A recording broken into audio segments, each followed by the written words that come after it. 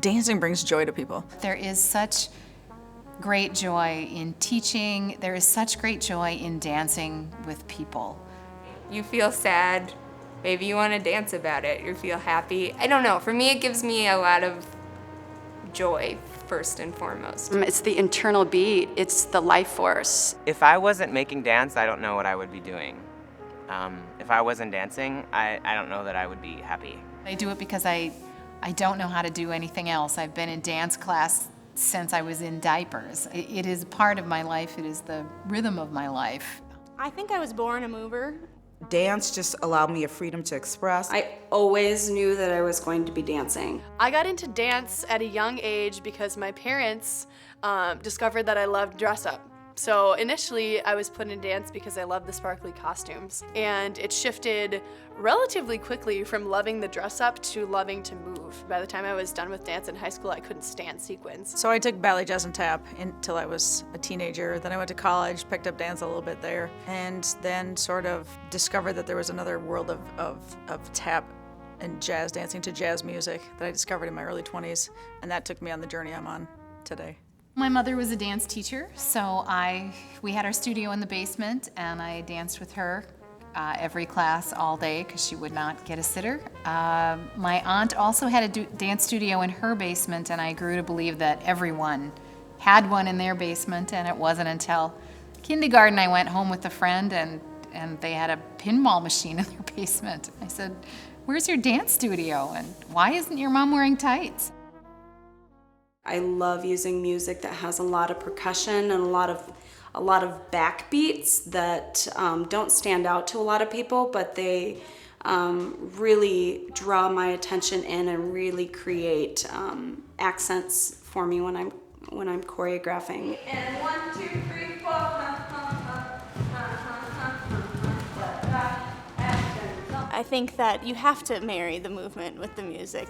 Music is inherent in the form of dance and the rhythm of it. What I like about jazz music is that there's room for improvisation, there's room for a voice, and so everybody, the musicians, the dancers can all have a voice within there.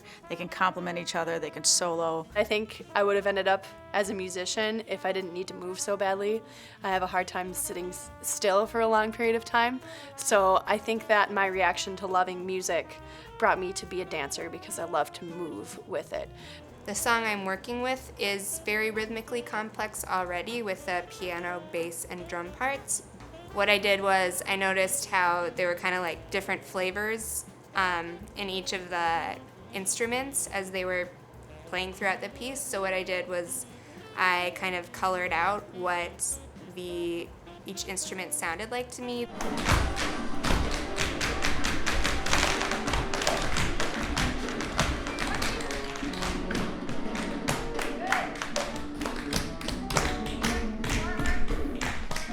Show me your togetherness during the duet, and then when you face off, be like, "What's up?" The idea of the piece came first. I knew I wanted to do a piece about the subject birth order and human relations and how we work together, how we find roles and community. And so I had a number of different tracks that I was responding to that I just liked, and I gave them to Nate, and the music has actually been being created as we create the movement. So there's just been a real back and forth collaboration. The amount of complexity that I was looking for in the score, I was convinced I wouldn't find it in music that already existed. There's definitely dancer speak and there's musician speak. It's like when you go and go to a foreign country and you're trying to order at a restaurant. We know what we're talking about, but we aren't really understanding each other's vocabulary. I'm working with music in which the players have improvised, and I really want it to be relating to that music, but I don't just want to be hitting those notes word for word.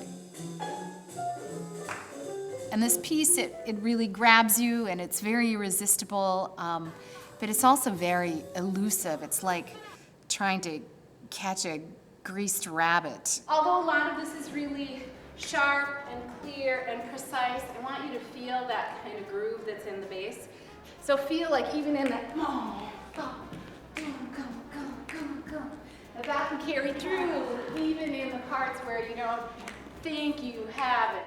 I select my dancers out of a combination of things. I would say obviously technique and style and ability to perform are very important, but I've also found over the course of working on choreographic projects or any project in general that dedication and good attitude and rehearsal and things like that become equally as important to me. Dancers that I really feel like I can share with and that they'll feel comfortable sharing with me, that are open to explore, that are raw and rough and thrash and aggressive and energetic and lively.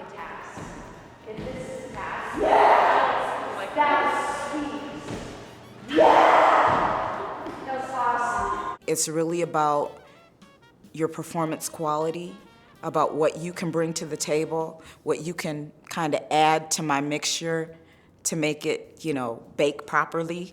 Need a little bit of that in here. Let's add that ingredient, so it all meshes, and comes together rhythmically like an orchestra. What I've learned as a choreographer is really having the dancers contribute to the creative process really makes it their work as well. All of the pieces that I've really choreographed have been music driven, and in my composition classes that I've taken, they always are wary of that. They really tell you that is somehow illegal to do that, but I am really always drawn by a piece of music. I feel like the movement was just there. I didn't have to really get into the studio a lot and work and create. A lot of the movement came as images. I'm really driven by the music, and I have kind of a mathematical way of thinking about things. I think anybody who's done my work knows that I put these complex patterns together, and I kind of go about it like an equation. It's sort of like being inside of a brain teaser, I feel like. And I actually come in with a lot of material. It just kind of flows out of me, and I just get in a vein and I keep going. And then through my creative process, I begin editing back, actually, pulling back and editing out rather than having to redevelop. 4, 5 counts, get up. And 1, 4, 5, 1, 4, 5, 1, 2, 3, 4, 5, up, down, twist.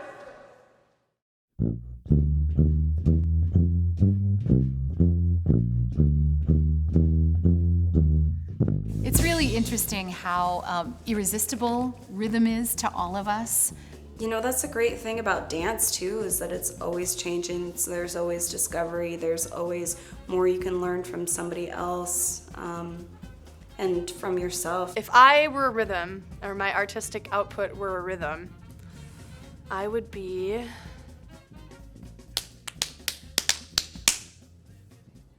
What would it sound like?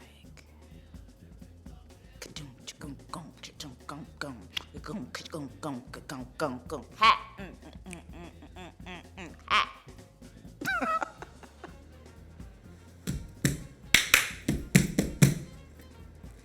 I would sound like that.